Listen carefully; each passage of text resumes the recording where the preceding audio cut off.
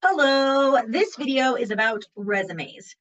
I'm hoping to be able to use this in the future as a way for some of the teachers to just play the video where I talk with students about their resume, what to do, what not to do. Here's the thing. Your resume is supposed to be an informative overview of who you are as a person and why you are an employable candidate or a person that we would want to have on our team if we were a university and we're going to accept students into our program. We're looking for an overview, bullet points of who we want to select. And that's what a resume does, is it gives bullet points about who's going to be a good candidate. So your resume should not have a giant picture of your face because you don't have space for that.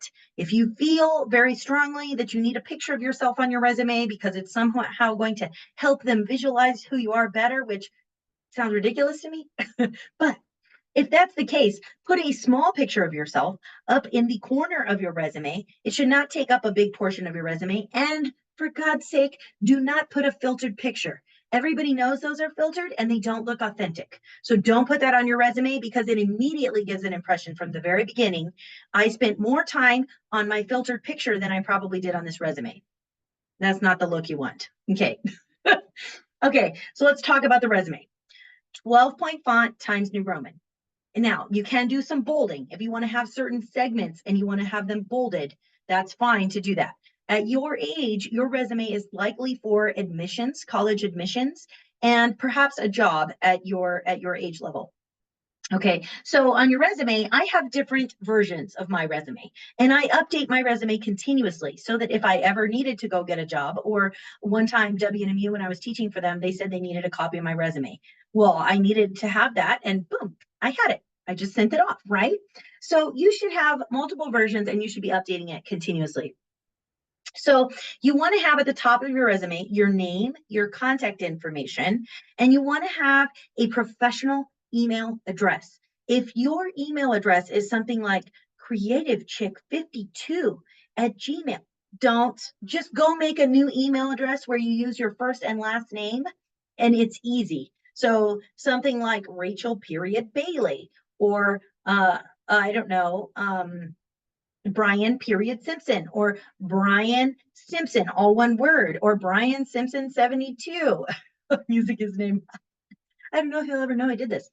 Okay, so aside from that, in most cases right now in your life, your next line is education because that's what you're doing the most of. Now, if you have a tremendous amount of work experience and you feel like the top should say work experience, then go right ahead. But most people at your age, work experience is things like babysitting and landscaping, which is not as impressive as education, early college, high school. Okay, so you need to enter two different things for education. You need to have early college, high school, the full words, and then underneath it, it should say something like high school diploma or pursuit of a high school diploma, class of 2025. And then if you're very proud of your GPA and your class rank, you can have another bullet and you can put that underneath. If you are not proud of your GPA and your class rank, don't put it on there. Just leave it off. If they want to know, they'll ask you in the interview. The whole point of the resume is to introduce yourself with bullet points. And then when they interview you, then that's when you fill in the blanks of things. So you can always explain at that point, well, I didn't put my GPA because I struggled my freshman year. I didn't know that my GPA was going to matter and I wasn't a very good student, but now I've got it figured out. So that's what's important is that when you leave something off, then when you're in the interview process, you fill in the blanks and say it positively. So yes, that negative thing happened, but now look at this. So after your education, after the bullet point for early college, high school, then you put a bullet point, Western New Mexico University, the whole thing. And then bullet point underneath that, pursuit of associate of liberal arts. Okay, so you put the whole thing and then bullet point under that. So let's say that your WNMU GPA is fantastic. Let's say once you got into college classes, you figured it out. Now you have a 4.0. Put that on there. Put 4.0. That's great. 3.9, also great. Okay, then the next section of your resume, and the reason that I'm not showing you a template and saying you have to do it a certain way, you can use some creative license in the way that your resume is set up in the sections, but you just need to have these sections that I'm outlining for you. So you've got your name, your education. Next, you have your work experience or your internship experience. And that's where you're going to put on there Sonic. And then you put below it when you worked there. So bullet point, 2024 to 2025, or June 2024 to July 2025. So then when they look at that, they go, why did you only work there 2 months? And you say, because it was just a summer job. Okay, see what I'm doing there? I didn't put on there terminated because you don't need to put all those details. Just let them ask you in the interview. Next bullet point, internship. Let's say that you did an internship with Memorial Elementary School as a near peer tutor. You put on there near peer tutor, comma, Memorial Elementary School. Okay, and then underneath that, you put when you did it. So fall 2024 through spring 2025, all year long, you were beginning to work on becoming a near peer tutor. And then in the spring, you actually performed that. So for a whole year, you were focused on that internship. Okay, so you put that on there. Let's say you did another internship, put another bullet. Okay, now you're going to have another section on your resume, and it's going to be community service. Now, you guys have impressive community service. If you have been in Dr. Rex class and you are a published author, instead of community service next, I would actually put the published author maybe under education, and I would put something like publications, and then that would be the section name. And then underneath it, I would put a bullet point, and I would put the title of my publication, and then underneath that, the journal that it came from and the year that it was published. And if you've done it more than once, awesome. Then do another bullet of the next article that you were a part of. Okay. I'd probably put it under education. You could also put it under internships or work experience, really just as long as it's on the first page. I mean, it's an impressive thing, so you need to make sure that it's on there somewhere. And it does not need to go under community service or under awards. It needs to be closer to the top. Okay, sorry, I got sidetracked there. Okay, so let's talk about community service. So you have your section called community service. Then you're going to put a bullet point for every single type of community service that you've done. Okay, if you picked up trash, that's wonderful. Okay, picking up trash is great. It helps beautify the community. So you put that. You put trash pickup at Petro gas station. Bullet point underneath. Fall of 2024. Bullet point underneath. Worked to beautify our community. Short statement about what it was that you did in that community service activity. Okay, so do that for every single community service, and it's going to extend it. Also, let me back up a little bit. If your work experience was babysitting, that's fine. You can say babysitting. It's a job. Even if you didn't get paid for it, you could have done it for free. That could go under community service. Okay, so you put babysitting and then a bullet point underneath and the dates you've done it. And you could even put a bullet point underneath that says something about what you did. So you worked with young children and facilitated their care, right? You supported young children in learning and their nourishment because you fed them, right? So you could put a little statement about what exactly it was that you did. Another idea on the sorry, I'm scaling back up into the work experience section, but you could put, if let's say that you worked at Sonic and you handled money during that time, you could put a bullet point that said cashier, experience working with money and giving change, something like that, because that's a job skill that people might find very marketable. They would find it marketable. Okay, so I was all the way down on community service. After community service, you do awards. Okay, so those are things like perfect attendance, straight A's, A and B honor roll, things like this.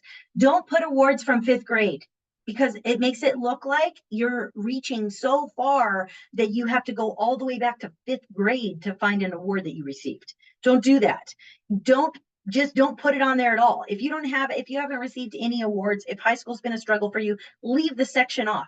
That would be better than listing awards and putting something from 5th grade, which makes it stand out like, oh my gosh, you didn't get an award since 5th grade. You know what I mean? So the thing is, if they want to know, they'll ask you in the interview. In the interview, they will say, how come you didn't put an awards section? And then that's when you have a chance to tell them. But I've never heard any employer ask about awards. Okay. Underneath that, you put your references, and that is the contact information for people that can speak well about you. Okay. Don't list family members. No family members on your reference section. I would also diversify the type of people that I ask. And so I would ask maybe a teacher, maybe a principal, maybe the guidance counselor. If school and going to school is the only references that you would have at this point, then put people within the school. But if you have an internship person or an employer that you've worked with and one person from the school, well, now you've really diversified. But what you don't want to do is just pick 3 teachers. There's nothing wrong with that. There's nothing wrong with being a teacher, but it doesn't diversify the experiences people have had with you. Make sure you talk to the person you're using as a reference and ask if that's okay, because what if you don't realize it, but they don't have something good to say about you? They'll probably say, maybe don't use me as a reference. It does happen, guys. Okay, so you put the person's name, comma, their title, and then bullet point underneath with their phone number, bullet point underneath that with their email address. Okay, so that they can contact them either way, because they will. Most employers require that when you're going to hire someone that you reach out to at least 2 of their references. Okay, so I'm looking at a paper where I wrote down random information that I needed to make sure that I shared with you guys. So make sure that you put early college, high school, capital letters. So when you're putting on like your personal narrative or your resume or writing a professional document, if you're going to capitalize early college, high school, and you're going to capital E, capital C, capital H, capital S, then you got to do it the whole time. Got it? So whatever you start with, you stick with. Later in the personal narrative, you could refer to early college, high school as ECHS, right? But whatever you start with, you stick with throughout the entire thing. Okay. So, and it's always caps because it's the title of our school. And so is Western New Mexico University. Okay, no contractions, ever, ever. A contraction is things like don't, can't, shouldn't, wouldn't.